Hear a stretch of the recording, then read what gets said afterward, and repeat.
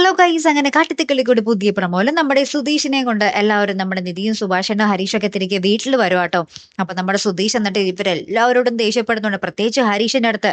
എടാ, ഞാൻ മര്യാദയ്ക്ക് പറഞ്ഞതല്ലേടാ, എന്റെ ഭാഗത്തു നിന്നും ഒരു തെറ്റും ഉണ്ടായിട്ടില്ല എന്ന്, പിന്നെയും എന്തിനാണ് ആ കാശ് കൊണ്ടേ കൊടുത്തേ എന്നൊക്കെ പറയുന്നുണ്ട്. അപ്പൊ ഹരീഷേട്ടൻ പറയുന്നുണ്ട്, താൻ മര്യാദക്ക് വണ്ടി ഓടിക്കാഞ്ഞിട്ടല്ലേ ഇതൊക്കെ സംഭവിച്ചേ എന്ന് പറയുകയാണ്. അപ്പൊ സുധീഷ് പറയുന്നുണ്ട്, ആരാടാ പറഞ്ഞത് ഞാൻ മര്യാദക്ക് വണ്ടി ഓടിക്കാഞ്ഞിട്ടാന്ന് പറഞ്ഞു. പിന്നെ അവർ തമ്മിൽ ഒരു കാശവിഷയം അടിപിടിയൊക്കെ ഉണ്ടാവുന്നുണ്ട്. ലാസ്റ്റ് സുഭാഷേട്ടന്റെ നിധിയും കൂടി ഇടപെട്ടിട്ടാണ് അടിപിടിയൊക്കെ ഒഴിവാക്കുന്നതേ.